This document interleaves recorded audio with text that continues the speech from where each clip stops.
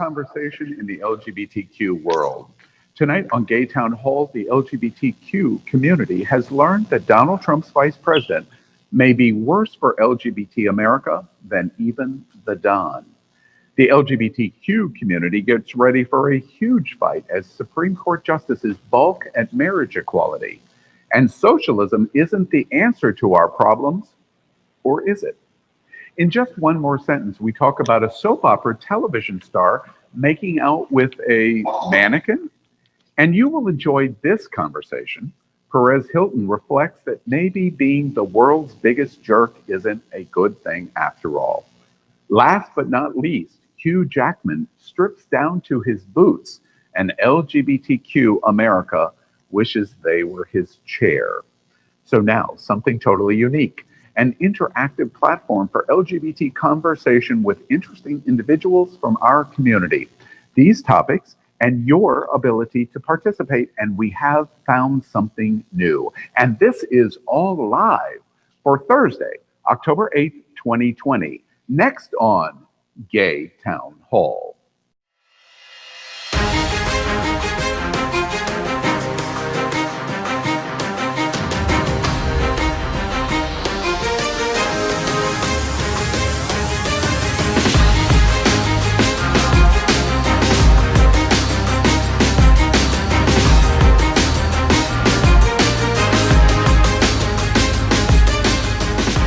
So I think that Kamala Harris has to, she's gotten a lot of excitement for things like her. Now, it did generate a concurrence, but a kind of a warning, if you will, from...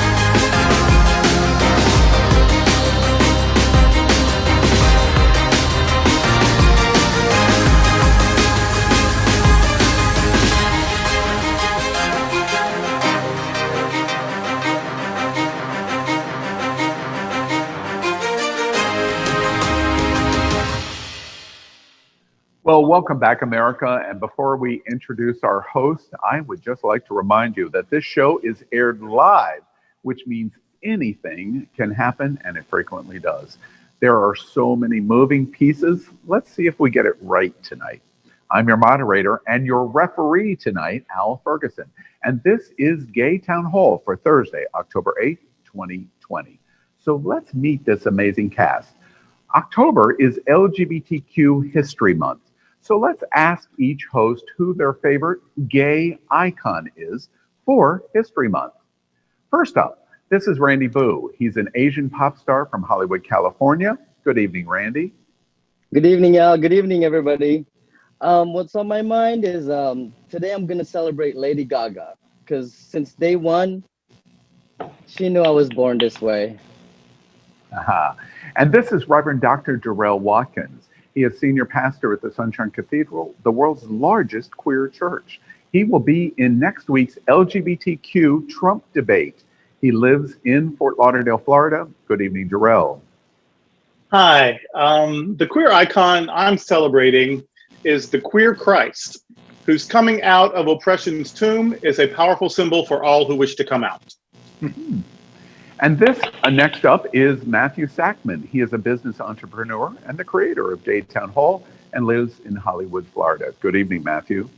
Why, hello, all dreamers, believers, and entrepreneurs. My icon is going to be Christina Horsman. She was the first trans woman who actually went over sex or rehabilitation assignment. And next up is Dr. Ty Hauser. He is a progressive college professor from Milton Manors, Florida. Ty will represent Gay Town Hall in next week's throwdown debate against Trump's #walkaway. Welcome, Ty. Jokers, cokers, and smokers. It's great to be here. I am celebrating the divine Miss M as my queer icon because she spent so much time in a bathhouse and never saw a penis. Good. And then next up is John Holt. He identifies with a non-culture definition, perhaps even anti-culture. He lives in America's largest gay campground, the Sawmill, in Dade City, Florida. Good evening, John. Good evening, Al. My gay icon is Rob Epstein because of his large positive gay impact with his documentaries, The Times of Harvey Milk and The Celluloid Closet. Excellent. And this is, next up, Rossaroni. He is an actor and musical theater drama queen living here in Lantana, Florida. Good evening, Rossaroni. Good evening. My gay icon is Tina Turner. She's not gay, but she's an icon. I highly identify with all of her music, the energy that she puts in there and how much freedom she has on stage, which inspired me for myself. All right, yes. Let's keep rolling. Get it. Welcome, Colby Melvin. He is a famous sex-positive underwear model living in Cajun country, Lafayette, Louisiana. Good evening, Colby. Good evening. So my queer icon is Petra de Sutter, which as of last week is the new Deputy Prime Minister of Belgium, making her the transgender who has the highest office in all of Europe because she's breaking down boundaries for all the letters of our rainbow alphabet. That's awesome. This is Elimination Onyx. He's a sex-positive leather pansexual from Fort Lauderdale, Florida. Good evening, Elimination. Good evening, Al. Hello, Kinky Human. The gay icon I want to celebrate is Bayard Rustin, a HBCU graduate who still overcame a morals charge to revolutionize the world. Awesome. And next up is Amber Taylor. She is a feminine lesbian with big dick energy. Love that. She lives in Wilton Manors, Florida. Good evening, Amber. Good evening. It's such a burden to carry this thing around with me everywhere. Gay icon is for sure Cher. Cher, you have been serving us up fashion excellent for decades. I mean, so many queens are inspired by you. I'm inspired by you. I'm a little bit of a queen too. So thank you, Cher. And next up is Angie Oz. She is a single lesbian marketing specialist, a film creative, activist, and oh, by the way, she's got some psychic tendencies.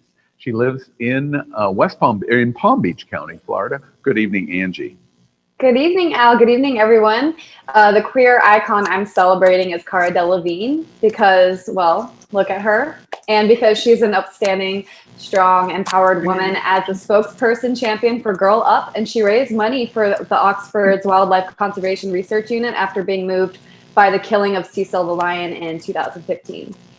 Next up is Gordon Woodworth III. He is 24 and a Gen Zer. He works for the LGBTQ charity Broward House and identifies as genderqueer and non-binary, living here in Fort Lauderdale. Welcome, Gordon.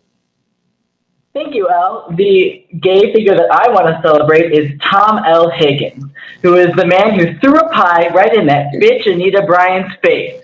And this is important because direct action is what we need now. Yeah, thank you for reminding me of that.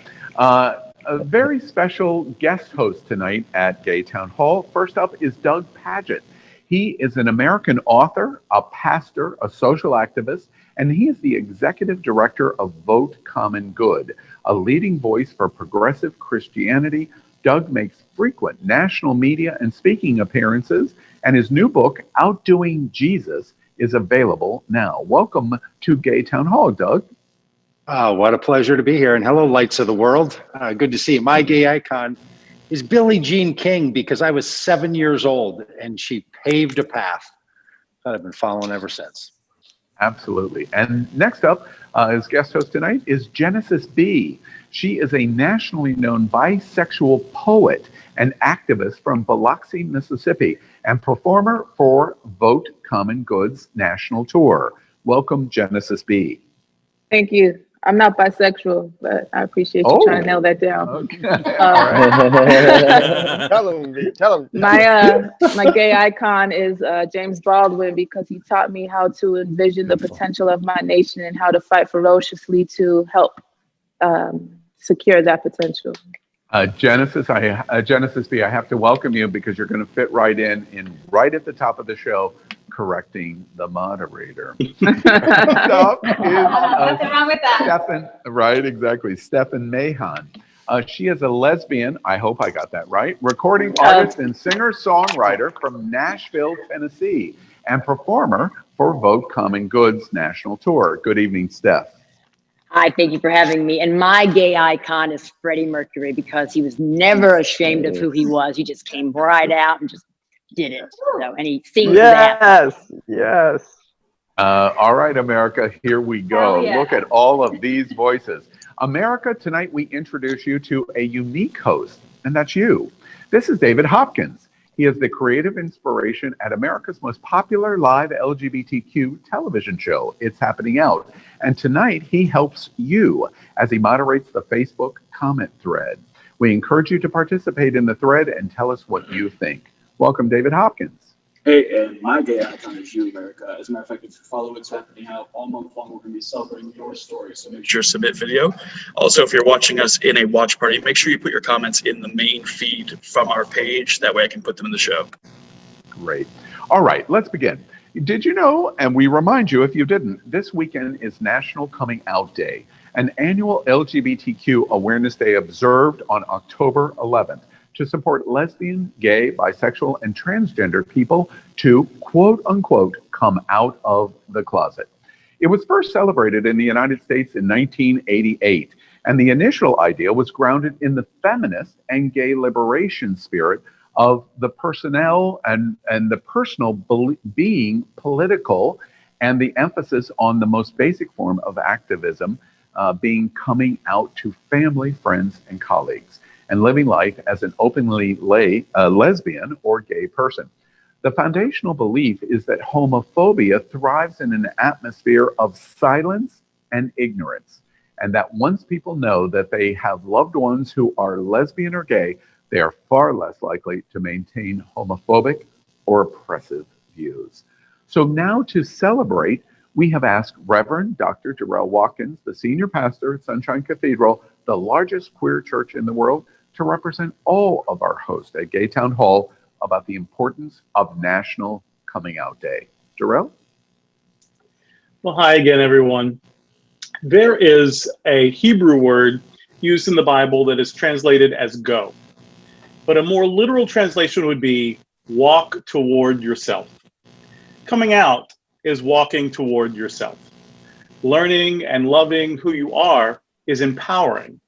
Daring to walk toward yourself, embracing and celebrating your authentic self is transformational. Coming out first to yourself, and then perhaps to the God of your understanding, if you are a person of faith, and then to at least one other person, allows the light of truth to shine. Our 12-step friends remind us that we are as sick as our secrets. And I know from my own personal experience that the more I celebrate who I am, the more I seem to have to celebrate. And so if we will come out and let our light shine, that's actually what our world needs. The world needs both truth and love right now. And coming out is a sharing of both truth and love. Not everyone will celebrate your truth, but some will, and you will meet others who will delight in knowing the real you. We each must do it in our own way and in our own time. But everyone who comes out begins a journey to pride and empowerment, and they light the way for others to do the same. Coming out is a gift to ourselves, and living our truth is a gift to the world. Darrell, so beautifully said. Thank you so much. What a great tribute for today. Amen, sir. All right, so let's Preach, begin. Pastor. We're going to begin by talking about Wednesday's debate. It made history with one of the most anti-LGBTQ vice presidents in history debating Senator Kamala Harris. Watch this. So I think that Kamala Harris has to, she's gotten a lot of excitement for things like her Chuck Taylors that she's been wearing and the boots, the Timberland boots she's been wearing. But tonight's an opportunity for her to put some more meat on the bone about her policy chops. And what we know is, Senator Harris has done very well in debates during the presidential primaries. I mean, one of the things that may have gotten in her way when she was trying to be vice president was the way she took on Joe Biden. So we know she can deliver a punch. What we have to see also tonight, though, is can she counterpunch when she's been hit? Well, Pence has said being gay is a choice. He will reverse marriage rights if he can. He was the most anti-LGBT governor in America, and he will be a heartbeat away from a COVID-19 infected 74-year-old man. So we ask in Hot Topic number 1 tonight, VP debate, Pence versus Harris. We learned that Pence may be even worse for the LGBTQ community than Trump. How is that possible? What do y'all think? He's afraid of winning. This man is dangerous. That's right. He is dangerous, and there's things you can be wrong about, and there's things that when you're wrong about him, it's dangerous. And Mike Pence is a dangerous person on his views of the LGBTQ community. And thank you so much for that. Thank you so much for that segue, Doug, because I brought statistics to back up how dangerous Mike Pence is. Because one of the biggest diseases that affects the gay community is HIV, and I would love to talk about the HIV outbreak that happened in Indiana when he was the governor and how he knew about it. He knew that they needed to do a needle exchange program in 2013. He didn't do anything about it. The Department of Health made an initial investigation in January of 2015 on the outbreaks. He was notified in February. He knew about it. He knew they needed to do a needle exchange program, and he refused until the end of March. And in that time, a total of 217 people were infected. And in Austin, Indiana alone, it was 135 out of 4,200 people in the city. That's a 3.2% infection rate in a period of 3 months. And on top of that, 90% of those people got a co-infection of hepatitis C. So it's so ironic to me that this is the man that's running our COVID-19 response, because this is exactly his plan, is to do nothing because he's afraid to do what is right. And in this case, he had religious reasons not to support a needle exchange program, and that's what won the day. He didn't cave until there was extreme pressure from inside his party to allow it to happen, and then only then was the outbreak under control. And just the other day, he told business leaders that they should fire their LGBTQ employees, like just flat out fire them. Wow. Like Al said, from saying it's a choice and even learned behavior to voting against the Employment Non-Discrimination Act, to voting against the Don't Ask, Don't Tell repeal, which allowed LGBTQ Americans to openly serve their country in military service. And the list goes on. Mike Pence not only isn't supportive of the LGBTQ community, but according to the timeline of discriminatory behavior towards our community he has displayed, he's outright against us. I've always believed, I think that if you hate something that bad, I think you may have a tendency. I think he's gay. There. I think if you hate something that bad, you're just too ashamed. That guy needs to Just come like out. Lady for Graham. sure. Thank you. Like Lady Graham. Mother. He's Those got are always tiny the dick gayest energy ones. written all over his face. Oh my God, it's a teeny tiny bottom. Show him that big dick, Amber. Show him that big dick. He would run from this big dick, and I would chase him around the White House. Yes! Come here, Ken. I do want to say two things about about him thinking it's a choice. One, it's a valid choice. If it were a choice, it would be a valid choice. I don't even argue about the choice thing. That's true. For me, it wasn't a choice. That's so true. It's a valid choice. I wouldn't change. And you guys got to remember. He said You guys got to remember. But the other thing I want to say about the choice thing is he does want people to choose to lie about who they are. And that is what is done when you make people deny who they are. That is called oppression. So not only was it not a choice for me, it would be a valid choice, but I refuse to make the choice to lie about who I am. Jarrell, I want to follow up to your observation that you just made there, and focus one of the things that the LGBTQ community may not consider as specifically as they should. The president is COVID-19, and we have seen craziness in the last 7 days. He is 74 years old. He is morbidly obese, and if he is elected on November 3rd, presumably there is some reasonable odds that he will die in office. There is a reasonable chance of that, and Pence would be the president of the United States. we would then have, even with him, the most homophobic president in history. Totally. And effect? one of the most disturbing things about Mike Pence is that he hides behind his religion as a justification to hate an entire segment of the population. And I'm not a religious person, but I don't agree with that. Mm-hmm. And I'm so glad you brought that up, Amber. It's not right. I mean, religion does not give you devices. I'm so glad you brought that up, Amber, because Christians in this country need to say that he is a heretic. Colby, you were going to say, I couldn't quite hear what you said. Just that he hasn't really had anything to say about the president's affair with this porn star or anything like that, having an affair. So religion clearly doesn't mean that much to him. Hell no. Hell no. You know he fucks this cute male ape. You know what? The one thing I think the he's one thing just I full do of shit. notice. That's why the fly landed on his head. But you know what? The one thing I do notice though is because of his religious beliefs, and he uses that to play on. He goes ahead and he not only discriminates the LGBTQ community, but he also challenges women. He also challenges age. He also challenges authority. Like it's almost like that Handmaid's Tale. And we've got viewers actually who are willing to pay money to watch Amber smack down Pence. How much money are we talking about? Because I get very motivated. Can we get a GoFundMe started for that? Let's go, honey. I'm very, very motivated. 2 minutes. I'll do it for free. 2 minutes. The true star of that debate. The true star of that debate was the senator's facial expressions, because whose mother has, or whose parent has not made any of those facial expressions that she gave? Look at that. Let's think about that. Secondly, I grew up in a house. Oh, I can't wait.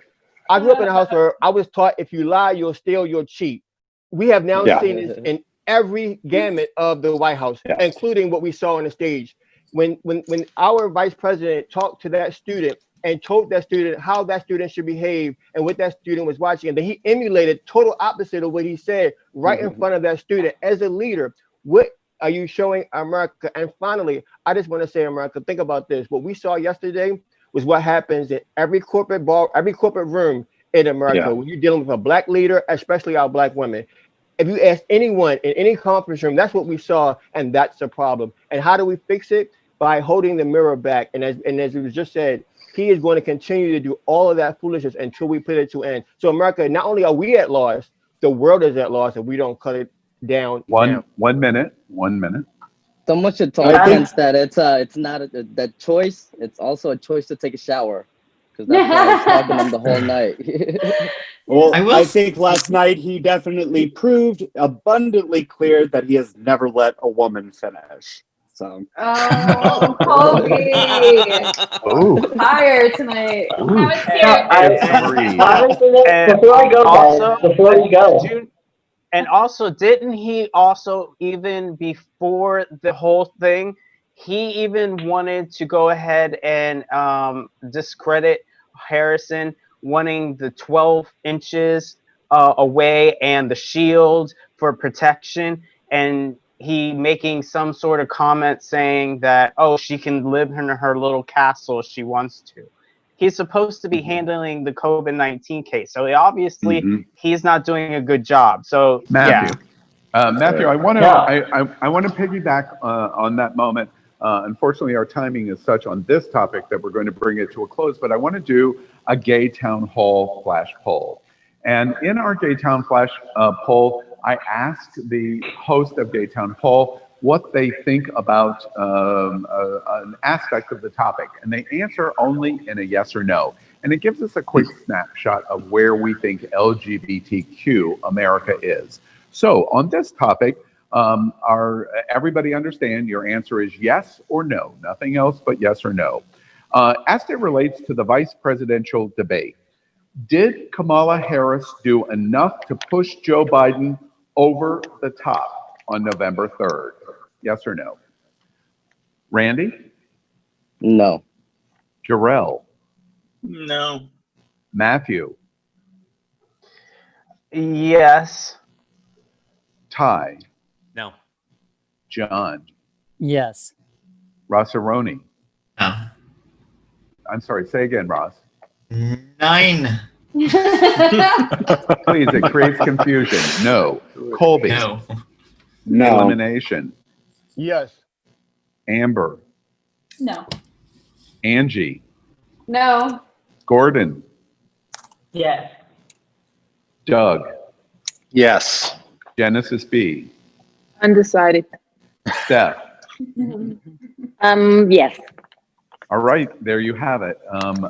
A very significant majority say the vice presidential debate did not push Joe Biden over the top, which means whatever is going to happen next in the presidential debate and these next 3 weeks are going to be critically important. Let's move on. Tonight we have an interesting segment called Just One More Sentence. Tonight I'm going to give interesting headlines from this week, and all of the Gay Town Hall hosts are going to weigh in by writing the story themselves. But there's a twist. They can do it only in just one more sentence. But combined, all the hosts are going to tell the story in a hilarious, interesting, and entertaining way. So let's begin. Just one more sentence. How do you have safe sex during COVID-19's pandemic? Then ask that question for actors in television and movies that have sex. How do you have a hot, steamy makeout with the man of your dreams? Well, the question's been answered. Watch this. Normally, actor Lawrence St. Victor and his abs would be intimate with his love interest, Zoe, but Zoe was replaced by the mannequin. Actress Kiara Barnes tweeted, "We deaf had to do 1 billion takes because everyone was cracking up." Access Hollywood got exclusive access to actors emoting to mannequins on set. All right, so let's write the story in just one more sentence. Headline. Sex scenes on the big and small screen. Making out with mannequins. And boy, was that boy beautiful. Randy. Well, at least I won't smell no bad breath. Like kiss the mannequin. Darrell. Emotionally unavailable hard bodies. What else is new? No offense, Randy. Matthew. I'm really familiar with this because I ordered one online. Hi. Not a sex doll, Matt. There may or may not be video footage. Not a sex doll, sweetie. Ty, wait, There may or just may one not more be. sentence, guys. There Ty. may or may not be video footage of me flirting with a mannequin. Just saying. That wasn't you, dude. It was not you. John. Thank God there are years of porn on reserve. Cerrone. That's cute. I have years and years of pillows that have been lying here waiting for a towel. I have trees I have not called back yet. That's baby stuff. Please, you haven't called back. That's good. Colby.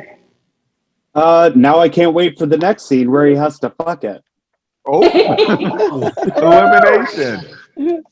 Who hasn't gone to bed with limp wood a time or two? Oh.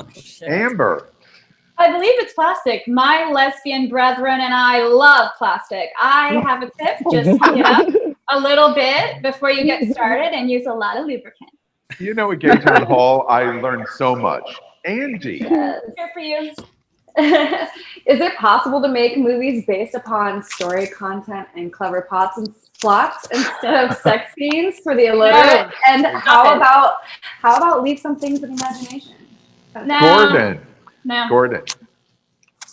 And you thought your girlfriend was lifeless in bed. About a pillow princess. Doug. It's testimony that there's power in the angles. Ooh, yes.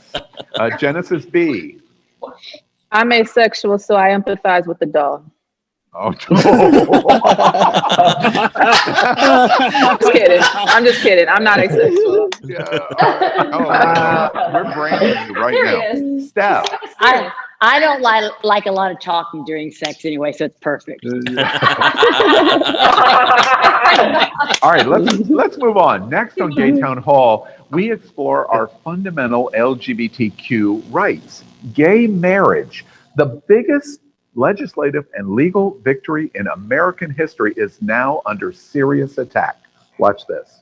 Now, it did generate a concurrence, but a kind of a warning, if you will, from Justices Clarence Thomas and Samuel Alito, who said, you know, we've got to address this question of what happens when someone's religious views run up against an anti-discrimination law. They said that the Supreme Court's decision in the gay marriage case, which of course they dissented from, made anyone who opposes same-sex marriage into a bigot. And they said the Supreme Court should fix that. The Supreme Court, regardless of November 3rd election results, may be lost for the LGBTQ community. Trump, McConnell, and Lindsey Graham are hell-bent to get a new justice seated immediately. Along with Alito and Thomas, it foreshadows our future. So we discuss hot topic number 2 at Gay Town Hall. War is declared by the Supreme Court Justices Thomas and Alito as they call for overturn of marriage equality. What do y'all think? When those two came out and said that, and the news reported it, that is a dog whistle to the people who are to bring the next case. They're telling them, bring this case because we're going to overturn marriage if you bring it, because they can't do it on their own. They need a case. Obviously, The this is government has religious no based. fucking right to decide who marries who at all. They have Right. no fucking any place in my bedroom or my life in who I decide to marry. Your It's heart. total bullshit. What bothers And- me is a lot of it is religious based, and Exactly. even if you do disagree with homosexuality or whatever you're into, as long as it's legal, but shouldn't that be between you and God? Right. Yeah, Well, and we and do have honestly, separation of church and state, right? no, I mean, but no, for The real. church has no I'm so- place in government either, so No, I but I'm think if so they- glad that you're bringing that up, because as a pagan, I think that this whole conversation is hilarious. Because us pagan people were getting married before Christianity even existed, and we never defined it as one man and one woman. So I don't get how one religion's definition of a marriage supersedes everybody else's. Also, I'm married. I know there's other people on this panel that are married as well, who love their partners as much as I love mine, and I don't want to be forced to get divorced because some asshole doesn't agree with my lifestyle. you're not going to get forced to divorce, but if something happens to your partner, you may have no legal right to be their next of kin. And that is bullshit. That crawls all over me. I mean, I don't really care about the institution of marriage and all the romance and wedding. It's cute and everything. But ultimately, if I'm with someone for 35 years, I want the legal protections of marriage. Right. And so what I don't understand is the legal part of it is the government. And then the ceremony part of it was the whole religious thing. Right. Just leave the ceremony part out of it. We're talking about what the government confers as the legal rights of marriage. That is exactly right. A religious officiant has a right to not bless your legal marriage, but the marriage, the legal part, there should be no discrimination. If your religion says I don't get to be a full citizen, then I, as a religious person, get to say to you and your religion, fuck you. According to Boing Boing, the new Supreme Court term, the first without Justice Ruth Bader Ginsburg, began on Monday the 5th. And it's good that they didn't waste time hearing former Kentucky County Clerk Kim Davis roll out the same nonsensical arguments for justifying bigotry. Furthermore, if we are to believe that these Alito and Thomas arguments were made in good faith and not as culture war signifiers, which also assumes that the justices who made these arguments believe in and respect the legal system established by this country, which recognizes precedent and attempt to overturn Obergefell, would be an utter bureaucratic disaster. Just imagine the process involved in the IRS trying to sort through and undo 5+ years of tax records for joint filing that is no longer considered legitimate. From there, it spirals outwards to parental rights, hospital visitation rights, healthcare, and so much more. While Trump's GOP might gleefully try to undo that progress just for the sake of cruelty, the administrative efforts required to enact their legalized discrimination would be a nightmare.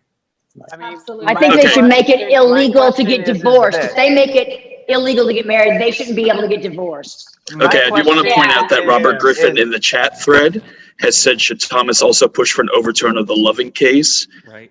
which is interracial marriage, which was considered religiously taboo. David, David, Griff is my I want to wait. husband. Hold on. Absurd. David, I want to piggyback on the observation about Thomas. Thomas and Alito's attempt, the dog whistle that was talked about. I think John's observation is a bullseye. But I don't understand. Thomas. Thomas is married as a Black African American man to a white woman. That's the Loving case, yeah. And exactly. And in the 1960s, he did not have the Supreme Court say that was a legitimate marriage. How can Thomas make the distinction that racial marriage is different than LGBT marriage? What's the understanding of where Thomas is sitting on LGBT rights? So weird. Well, the way Thomas views many of these things, the way he views them is as a total outlier in the law, first of all, right? So just to know that Thomas's views are really outside the norm.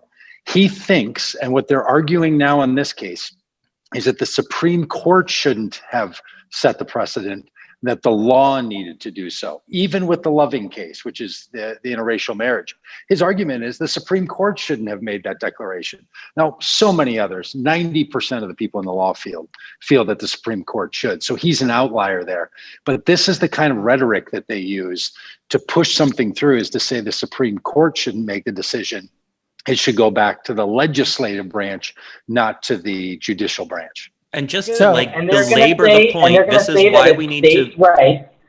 They're going to say that it's states' rights. That's what the Republicans have always done. They always turn this around to being about state rights, which is really just a covert way to discriminate. And I feel like Justice Thomas is the example of what the Republicans have been doing for the last 30 years. They find a minority who agrees with them, and then they put them on a platform to say, well, don't you see? All the minorities feel this way. That's the whole point of him. It's trash.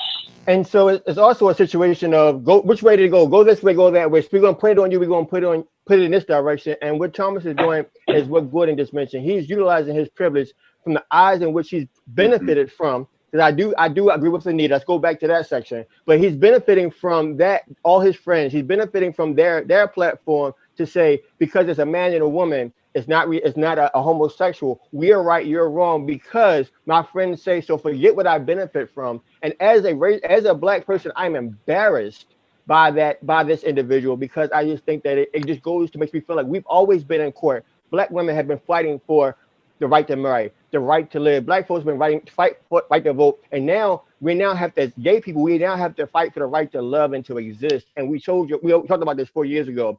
He came after our trans siblings. He came after the minority folks, and now he's back to gay folks, and they're not going to be continued. They're not going to be happy until they get rid of every minority that doesn't agree with them.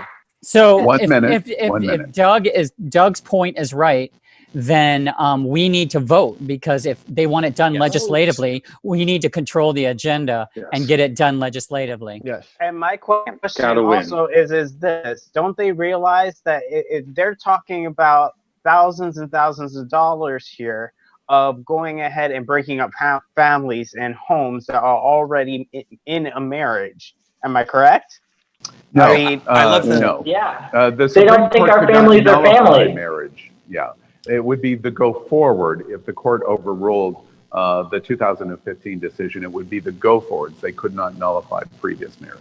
I absolutely love the comment that I believe the justices are out of order for commenting. That is exactly true. The justices are at least supposed to appear to be nonpartisan. Exactly. It's They're way out of ridiculous line. that- Way out of line. Yeah. And the court has become so political.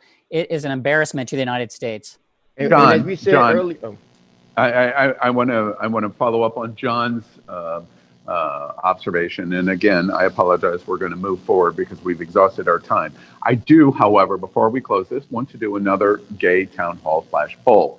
We want to measure where we think LGBTQ community is on this topic about the justices and the Supreme Court. So we ask, change is coming. Yes or no? That's the answer. Ross Arona, you heard me. Yes or no? Yes or no? The LGBTQ community is going to lose our rights in the coming years because of the Supreme Court. Yes or no? Randy? No. Darrell? No. Matthew? I'm saying strongly no. Ty? No, from Ty. John? No. Rossaroni? No. Colby? Yes. Elimination? Yes. Amber? No. Angie? Hell no. Gordon? Yes. Doug? No. Genesis B? Undecided still. Steph? No way.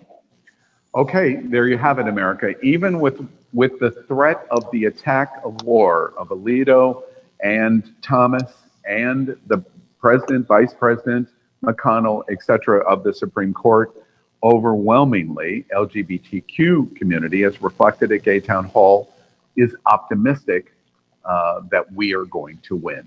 We will wait and see. Happening Out Television Network is broadcasting on our brand new set in partnership with the Sunshine Cathedral, the world's largest queer church right here in Fort Lauderdale and Wilton Manors, Florida. We always joke and look around at this picture. We are the gayest place on planet Earth. Our support of their Sunday celebration is the largest LGBTQ religious broadcast in the entire world every Sunday at 10:30 a.m. Eastern, and it's completely live. We encourage you to tune in. Sunshine Cathedral is my queer church. Watch this.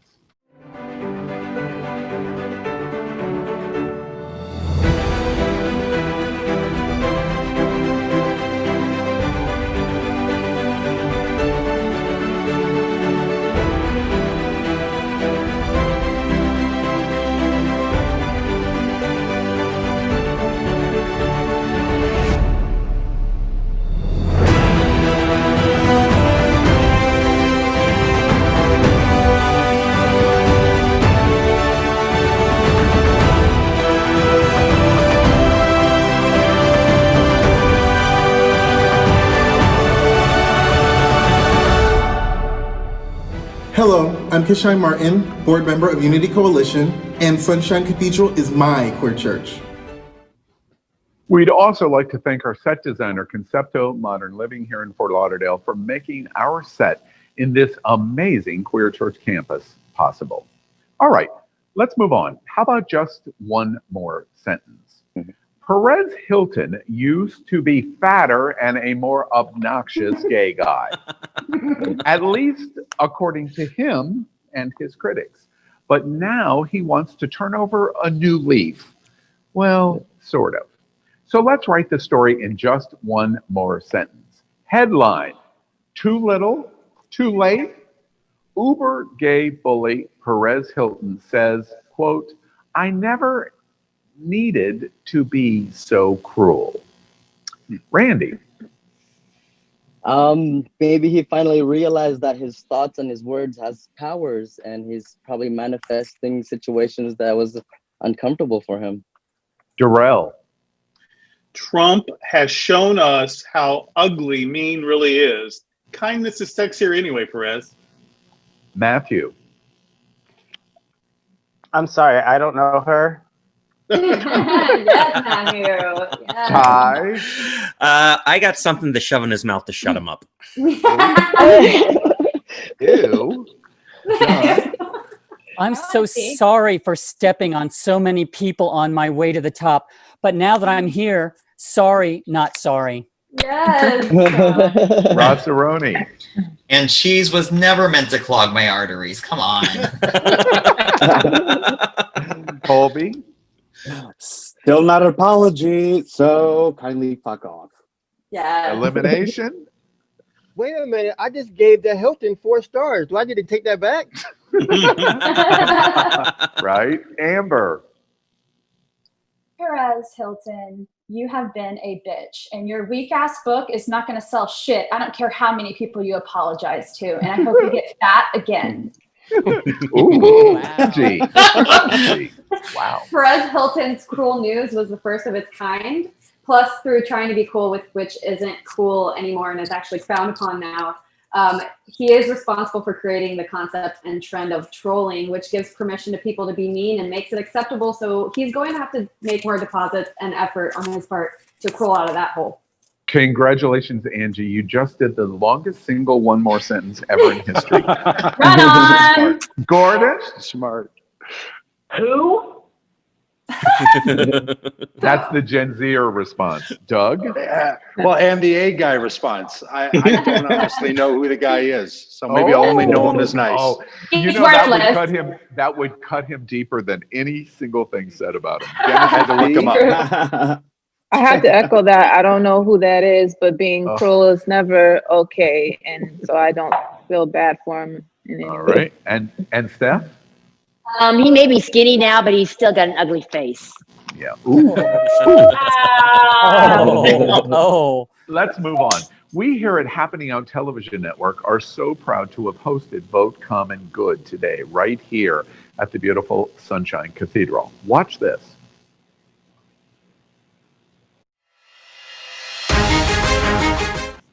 By the fact that people of faith said, we want that person to be the president of the United States. And a lot of us said, we've got to do something about it. So we said, well, we've woken up and we now need to speak up and we need to stand up. And we asked people making the common good their voting criteria, not their political party, not even a political agenda, to start with the idea that the common good drives you. And I believe as a Christian that my call is not to vote for my own self-interest. I should do nothing out of selfish ambition or vain conceit, even in my voting. So we need to be the ones who are going to voice that to other people.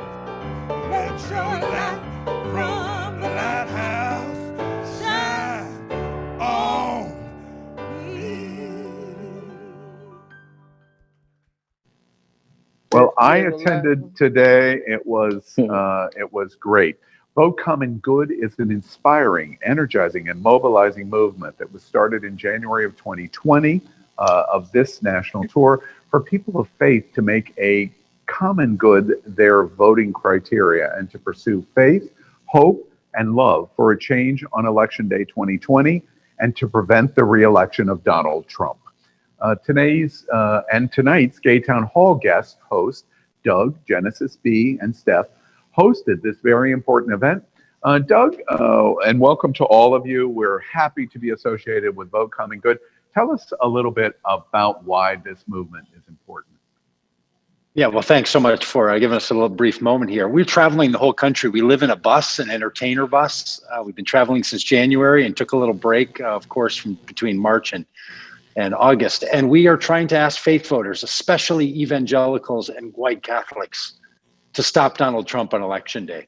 For some of them, that's going to be a real shift. And they have no one in their world, no one in their community, reminding them that they're people of goodness and that they need to do the right thing on Election Day. So Genesis B is the poet laureate of the Vote Common Good movement. Steph is one of our musicians. We travel, we do outdoor events, we do messaging campaigns, we invoke voters all over the country. We'd love for you to be part of it. We have 26 days. We've been counting down these days since Donald Trump was elected, and we are doing all that we can to put forth every bit of energy that we can in rallies and in connection with voters, asking them to do the right thing, especially those people who say that faith, hope, and love matters to them. And Doug, we've been here in South Florida. We hosted Darrell Watkins here as the senior minister at Sunshine Cathedral, hosted here. We were very proud to be associated with the event, a Get Out the Vote moment. As you said, we have a little over 3 weeks left. I understand that your big, beautiful bus, because I got to use words like huge and big and gigantic in terms of your efforts. On November 3rd, it's going to end up somewhere. Tell us where it's going to end up. You're doing many cities up until Election Day, and it ends up where? We are. I'll just tell you, on November 3rd, we're going to pull that baby up outside of the White House where we started on January 2nd because we're sending a message to the inhabitant. And between then, we're on Saturday, we're going to Sarasota, and then we'll be over in St. Pete, and then we're going up to Atlanta, and we're going to be over in Charlotte, and then we're up into Raleigh, and then up into Pennsylvania. We've already been to 39 other states, so we are taking this as serious as we can. We're traveling the whole country. We're doing all that we can because, look, everyone needs to do their thing, right? The Biden team, they can't be worrying about these evangelicals and Catholics. We're going to handle that side of it. Yeah, Everyone's all going right. to move those people that they can move, and we're going to do our part. And we hope everyone does their part. Yes, don't you love, we're going to move on here, but don't you love that the LGBTQA community is going, okay, Joe, Kamala, you got your stuff. We're going to take out the evangelicals. And we're getting ready to just kick their ass. November 3rd, vote America, vote. All right, next on Gay Town Hall, we explore the consequences of the world around the LGBT community in terms of billionaires versus the rest of us. Job security, food needs, and the worsening problems from COVID-19 and the pandemic. Is the principal issue our economic system no longer working? Watch this. Consider, my dear viewers, a world without money, without class divisions, where everyone gives according to their abilities and takes according to their needs. Sounds pretty sweet, no? To German poet and philosopher Karl Marx, such a communist utopia was not only possible, it was inevitable, or what he called the march of history. Though deeply influenced by Hegel, who proposed that history develops through the abstract concept of world spirit, Marx believed that it is not conflict of ideas that propels history, but rather conflict arising out of our relation to material goods that will bring history to its end. Well, our election seems to boil down to the haves and the have-nots. Power looks like it's not based on the best ideas, but rather who has the most money. Warren, Bernie Sanders, and AOC is dramatically escalating the focus on our economic system, and the Republicans have made socialism a four-letter curse word. Now we explore Gay Town Hall's hot topic number 3, capitalism, not socialism, is the only thing that can fix the mess the LGBTQ community and America is in. What do y'all think? Well, I wholeheartedly disagree with that statement. Yes. Because if you're going to talk about the gay community, we need to talk about who the gay community is. A lot of people are always talking about the gay community as if it's just a bunch of white gay guys, but it's not. We're made up of people of all different colors, creeds, and genders. And this capitalist system is fundamentally failing those people by design. And there's plenty of things that I literally wrote down here, but my main point is it's failing. The system is failing all of these people. And you have to consider, just look at what is going on. We have wage stagnation. We have education costs rising every year. We have no education of our own history in our schools. So we don't have kids coming up in an environment where they know even their own culture. We have people limiting access to care for women. We have people defunding Planned Parenthood, one of the major testers of HIV in this country. We have people that are going unemployed. We have voter suppression. We have all these issues that affect our community on every single level. And fundamentally,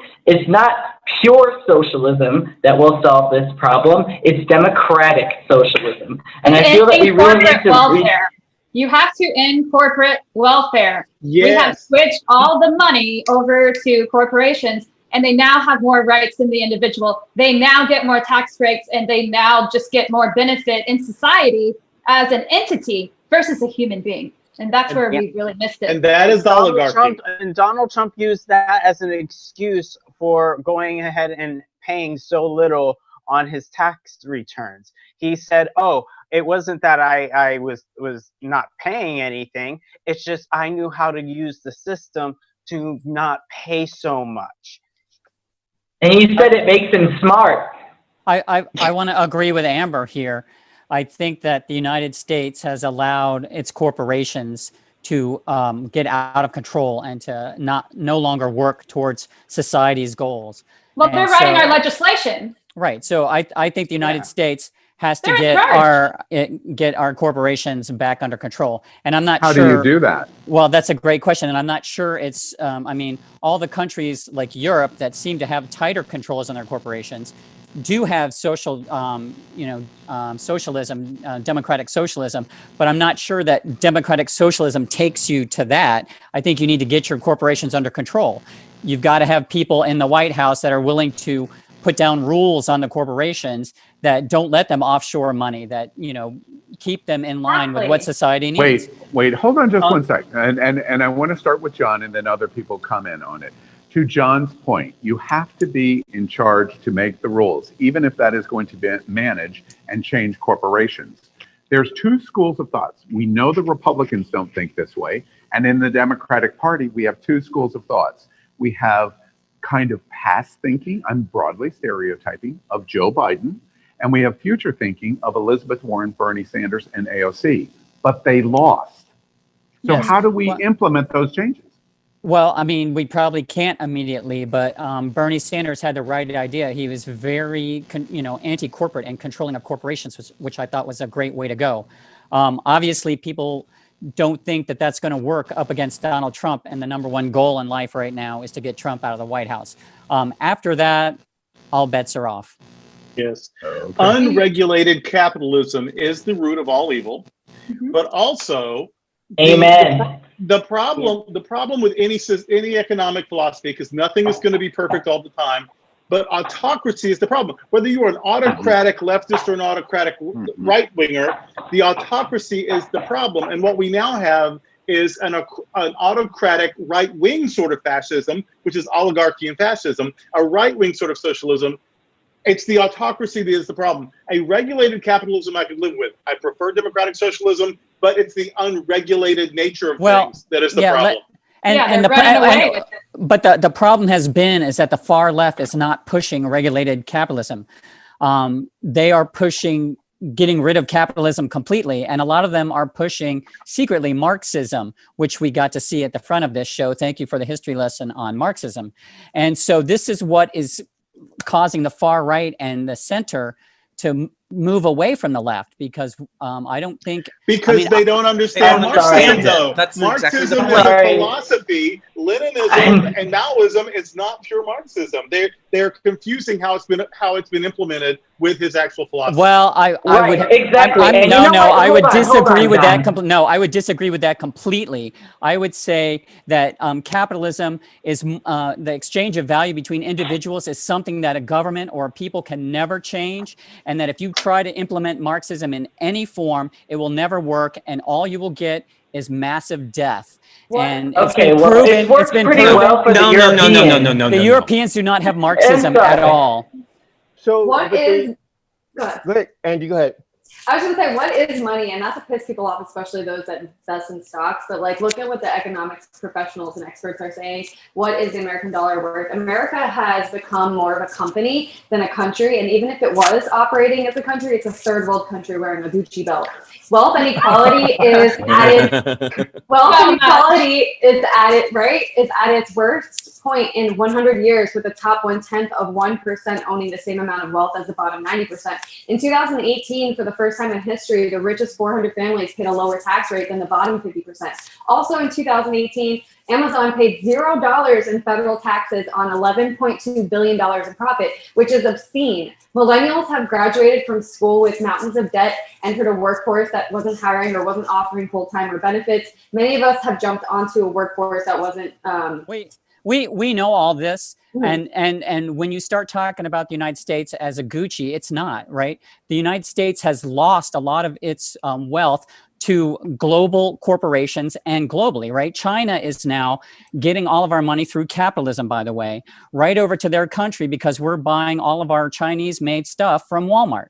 And so but if we would tax those companies, and if we would incentivize people to do things in this country, it wouldn't be like that. But no, I want to make a point here that because you brought up the left in this country, and I would like to point out that there is no left party in this country. We have a centrist party and a far right party. The rest are too small to even matter.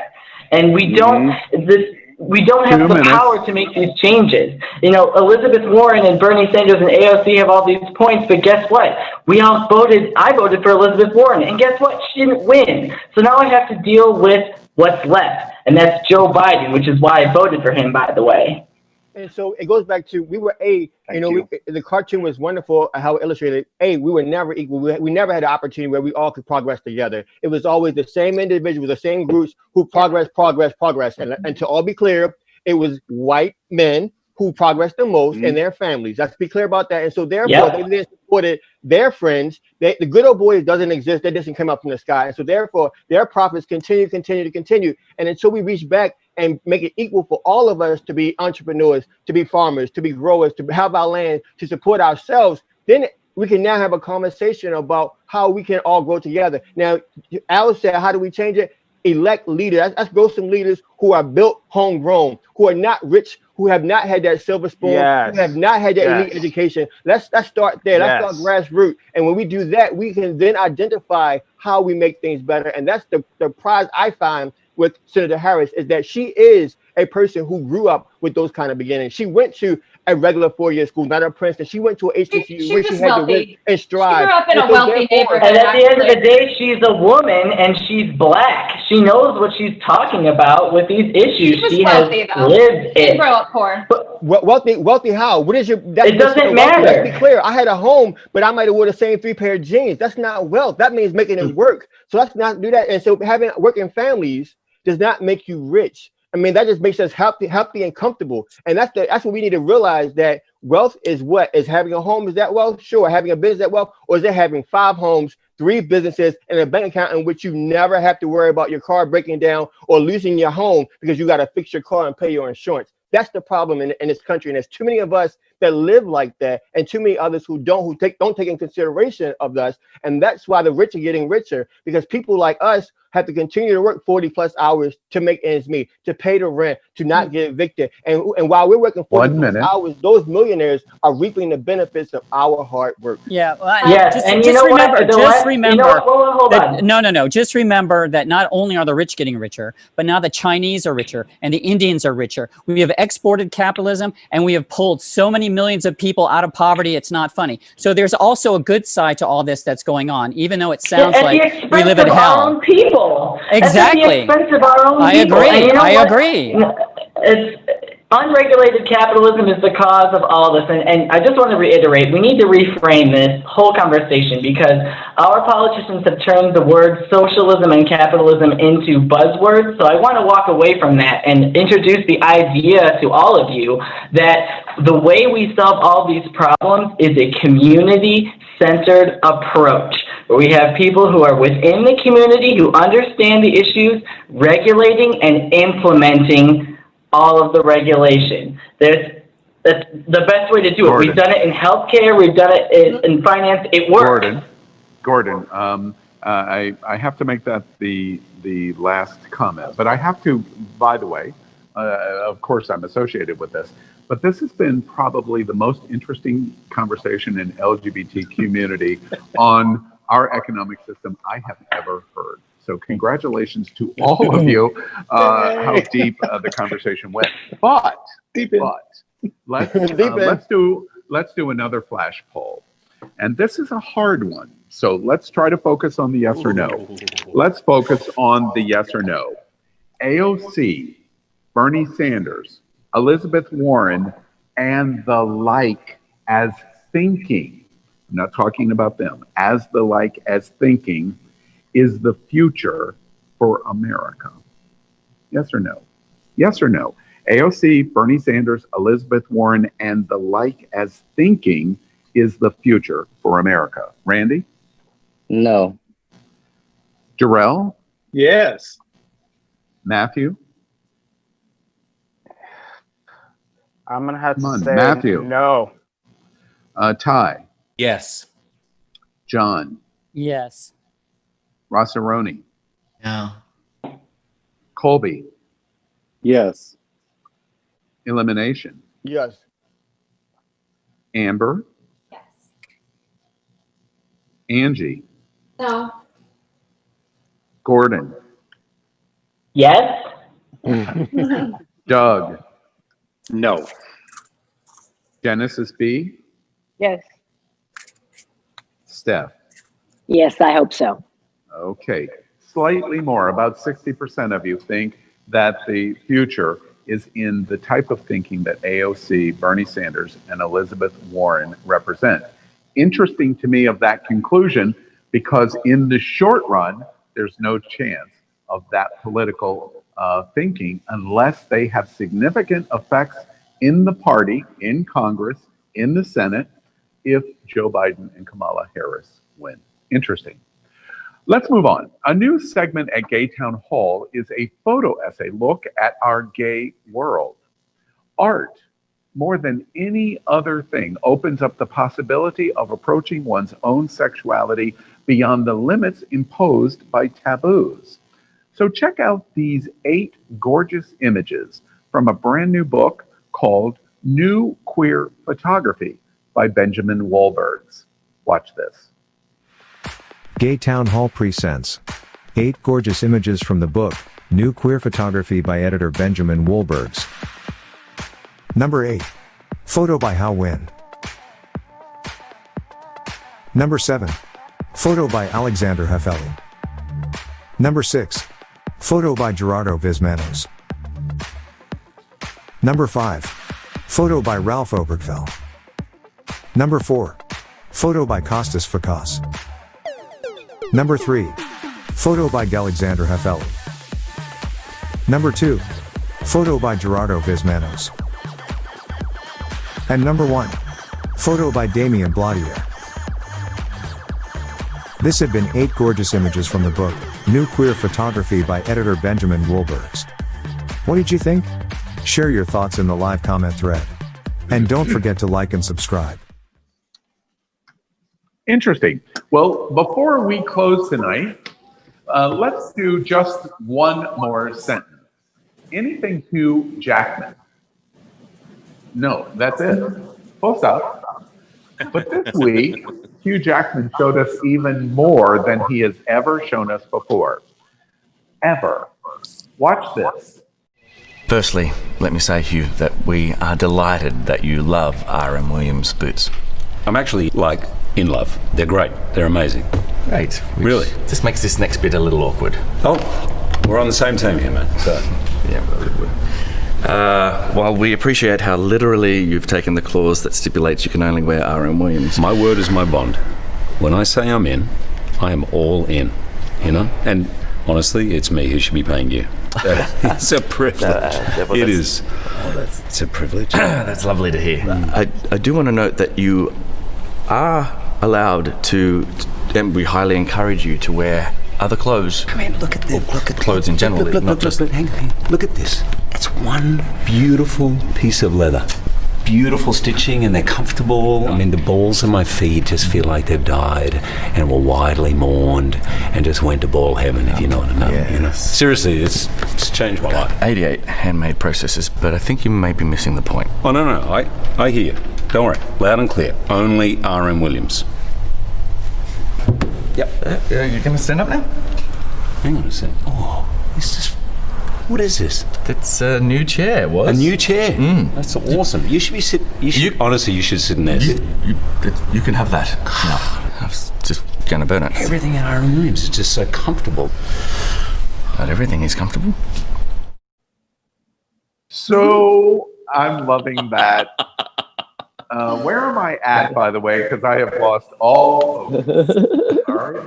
So let's write this story in just one more sentence. Headline: Hugh Jackman strips down to just his boots, and LGBTQ America wants to be the chair. Randy?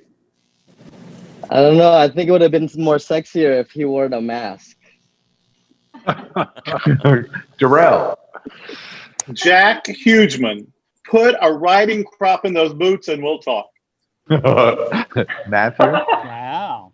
I'm trying to figure out where do I go to start ordering that chair and the boots. Ty? My spittle cup is full. I gotta go. Ew. John? Hugh Jackman. Now there's a man I can get behind. You wish, dude. Rossaroni. That was real nice of him to display all that sun-dried leather. I feel like this was like nothing because like he already released photos. There's already photos of him on the beach somewhere, completely naked. We'd all seen We've it. seen it, baby. We've seen it. Colby. Sorry, I'm Googling those photos of him. Right? Elimination. Has anyone seen 56-year-old Lenny Kravitz on Men's Health? Yes. Amber. I'm sick of him and his dick. I'm over it, guys. I'm sorry. Can we move on to the next pick? My Next pick, God. please. Angie. Hugh Jackman definitely goes all in, rubbing his ass all over the chair like that. It was comedic gold. Gordon. I was the first one to say I wanted to be the chair last Monday on Queer News Tonight. And why? Because I want to die in his ass. I want to suffocate in his arms. Okay. Right. Doug? Peace, Gordon. They do say the Doug, shoes make the man. Doug, hold on. Let's add, I haven't made this joke one time. Let's add the A to the LGBTQ A. Doug. Thank you. Well, they do say the shoes make the man, and they made quite a man. Yes, exactly. Genesis D. I absolutely have no comment about what I just said. I will only take that chair if you didn't have Taco Bell for lunch. You go there. Don't go there. Oh, my goodness. All right. Oh. As we end our show tonight, we would like to thank all of you, the viewers, who participated in tonight's show. David, any thoughts about tonight's conversation and participation? We had lots of great comments from Robert Griffin, Richard Sane, Chef Josie. Houston's been in the chat thread. Thank everybody who watches and participates each week. Well, there you have it, America. Something totally unique for the LGBTQ community. These amazing hosts and others that you did not see tonight will be here every Thursday at 8 p.m. Eastern, totally live. You can participate. We are marching towards November 3rd, 2020, and the election of a lifetime. COVID-19, race issues, trans rights, your paychecks or unemployment protection, our social and sexual interaction, and how the LGBTQ community fits into all of these issues. We are living the most important single moment of our entire life, and it will all be discussed right here. So come on, tell your friends and family, share this conversation, participate. We either are a community or we're not. But I would suggest to you, you only need to look into the eyes of this incredible diversity that you see sitting in front of you and hear their words to know we're a strong LGBTQ community. So thank you for joining us. And until next time, next week at 8 p.m., the conversation is just beginning on Gay Town Hall. Good night. Bless you. Goodbye. What a terrific show. Jared, can I be heard by